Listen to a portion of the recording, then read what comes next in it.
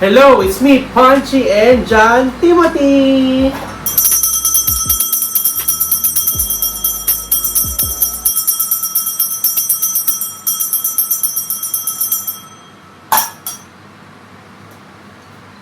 Alright, so today magre-review kami nito. Tadan! Tadan! Ito yung IKEA Tilreda Portable Induction Cooktop 1-Zone White. 2,999 pesos. So, induction cooker siya. Ayan. Na pwede mong isabit. Kaya yung itsura niya. Ayan. So, ilalagay ko yung link sa description box down below kung saan nyo siya mabibili. So, yes, buksan na natin to and check natin kung maganda ba to. Let's go! Hello! So, ito na siya. Ito na yung induction cooker. Again, nabili ko siya sa IKEA.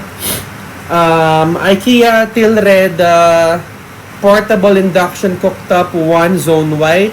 2,999 pesos with 2-year guarantee. So, ganito yung tsura dyan. And, color black. Siya na pwede mong isabit.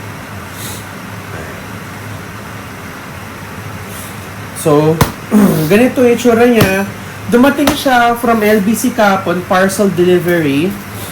And may nakalagay na fragile dito. Pero, ang napansin ko kahapon, unsealed. Naka-open yung seal nyo. Nabuksan na siya. Hindi ko sure kung brand new to or baka ni-return, tas binenta. Alam nyo, pangalawang beses ko na makareceive ng item na unsealed. Nakakainis. So, yun. Buksan na natin siya. Check natin. Sana, I'm hoping sana brand new siya. Anyway. So, open na natin. Ganyan yung tsura niya sa loob. Let's see yung saksakan kung may damage or gamit na. Mukha namang bago yung saksakan. Ganito yung saksakan niya. Di mo na kailangan ng adapter. So yes, ito na siya. Ay! Ang bigat ha? So, wala nang laman itong karton. Lagay ko ng mga styro sa loob. May styro naman siya. Actually, styro ba ito? Parang kakaiba itsura ng styro ito.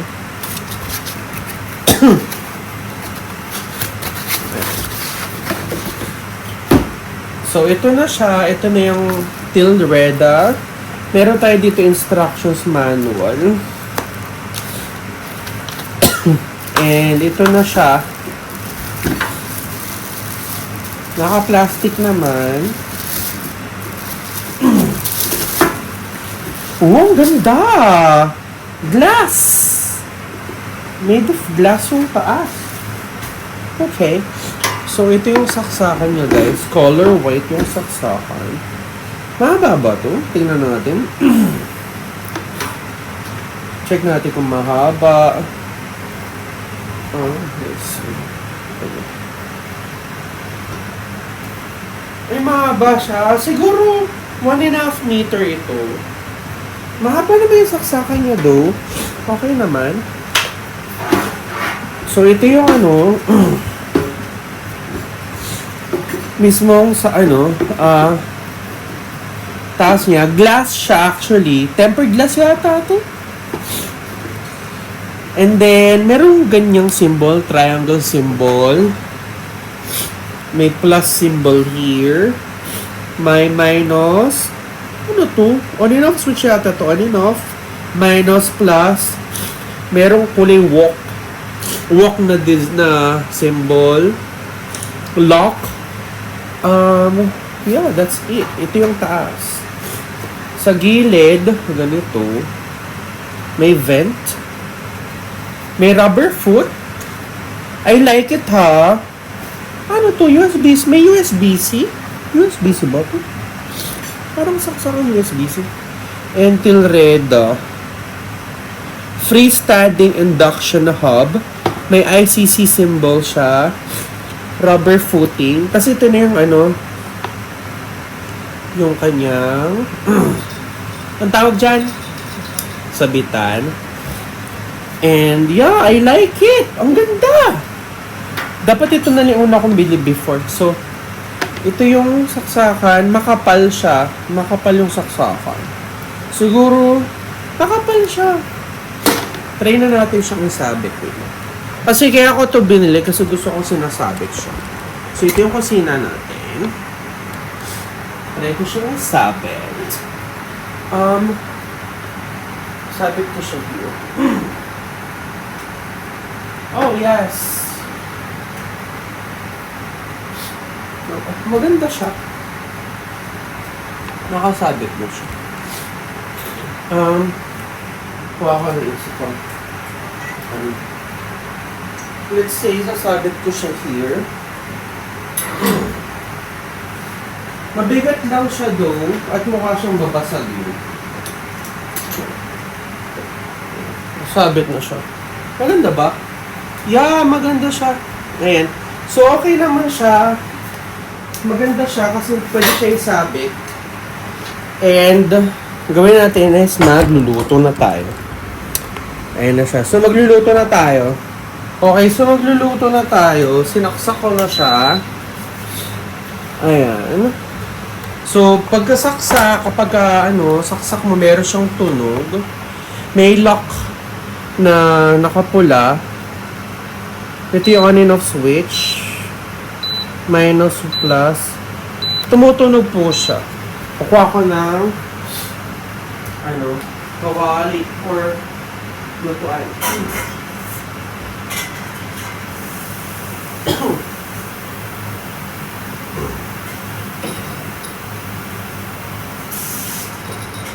So today, magluluto tayo ng something social. Ito na ating Chef's Classics na lutuan. Glass ito ha. In fairness, glass siya. And then, ito yung lulutuin natin something social. Magluluto tayo ng nilagang mais. Ganun, from Pangasinan. Okay. So, as you can see, pagka turn on, meron siyang padlock here. Ba't ganun? Hindi ko alam gamitin ito. So, pinindot ko ng 2 seconds na wala yung padlock. On ko na siya. And then, 150, 0, 150, 300, 600, 900, 11, 13, 15, 17, 2,000. 2,000 yung pinakamatindi niya. Let's see how long will it take for this one para mag-boil ng ganyang tubig. Okay? So, as you can see, tahimik naman siya. Meron siyang induction sound. If you're familiar with induction, may pakr ang peg niya. Dami ang grr. Okay. Dami ang grr. So, I'm gonna put 1. Water muna. Let's wait for the water to boil. So, again, this is 2,000. Ewan ko kung ilang 2,000 Celsius ba yan or something. We're gonna see kung gano'n siya Ay, nakalimutan ko lagi ng timer. Kung gano'n katagal. Makikita nyo na lang sa video kung gano'n siya katagal magbula. Di ba inon ko naman siya? I-replay nyo na lang. Kayo na lang bahala mag-time kung gano'n siya katagal magpakulo. So, let's see. Let's wait. Ayan. So, currently, papakulo muna tayo ng tubig. Susubukan muna natin kumulo ito. Gano'n katagal magpakulo siya na. Siguro this is 1 liter of water or half a liter. Hindi ko sure kung ilang tubig yan. Basta goal ko lang is magpakulo ng nilagang mais. As you can see, nagbabubbles na siya. Di ko alam kung ano to. Itong isang to. May symbol ng parang fry yata. Fry na symbol. So, currently, 320 na nag-film. Di pa rin siya kumukulo. Hisinga muna ako. Hisip ko lang.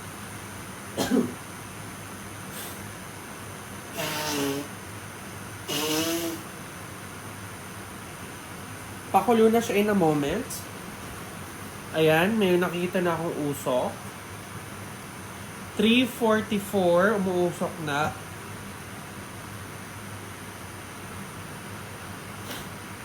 Again, 2,000 yung pinili natin na temperature.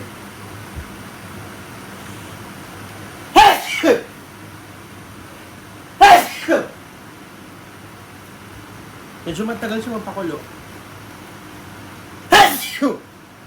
Kaya umusok na siya na matindi. Umusok na siya. Ayan, umusok na oh. Kita nyo? Mainit na.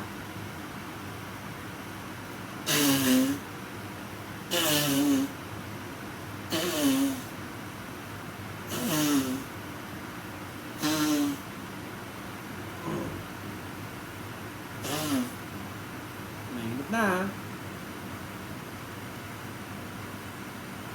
4:45, pakulo na siya. Kumukulo na po siya, guys. 4:52, kumukulo na siya, pero hindi pa matindi yung pagkakulo niya. 5 minutes. Ayan. 5 minutes na nag-film ako, kumukulo na po siya, guys. Ayan. So, I think that's boiling hot na, ano? Ano ba itong ito? Hi. Pakulo na tayo.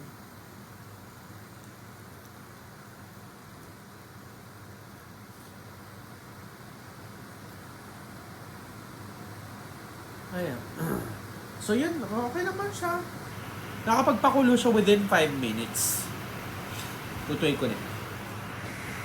Alright, nag-alarm na ng 10 minutes sa pagluto ng mais. Off ko na. Kunin natin yung mais. Luto na siya.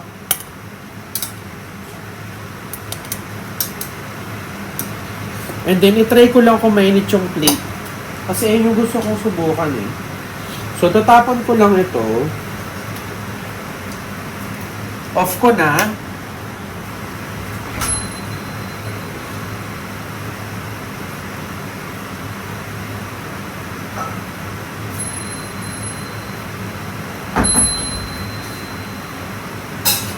Naka-turn off na siya, di ba? I'm just curious kung mainit to. Kasi yung dati kong induction, mainit siya. So, let me touch. Mainit siya. Mainit po siya. Mainit sa gitna. Pero dito, hindi. So, punasa ko na lang.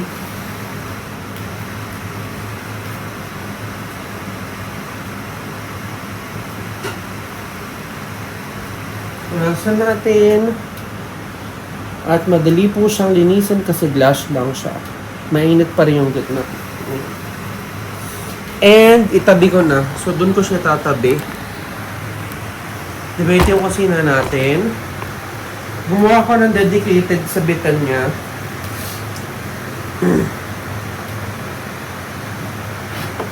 Ito po siya. At dito ko po siya isasabi. Ayan. Okay na siya. Hindi na siya kumakain ng space. Kita nyo? Nandun na siya. Ayan. Ayun. Ayun. Ayun. So, tapos na natin unbox at i-review ito Tilreda na induction cooker from IKEA. So, again, this is, magkano ulit to? This is 2,999 pesos, 2-year guarantee, portable induction, cooktop, 1 zone white. So again, ganito itsura niya guys. Ito na siya, kakatapos ko lang magluto ng gourmet nilagang mais. And mainit pa rin yung gitna. So, few things I would like to talk about. Itong kanyang saksakan is makapal. And yung saksakan is ganito, so hindi mo na kailangan ng adapter. And yung makapal yung ano niya, makapal yung tali. Itatabi ko na siya. And then, another thing I would like to talk about, yung kanyang hook. I like na meron siyang ganitong sabitan. Kasi yung dati ko induction, wala siyang sabitan. So, this is very good. Isasabit mo na lang siyang ganyan sa yung kitchen. And yung kanyang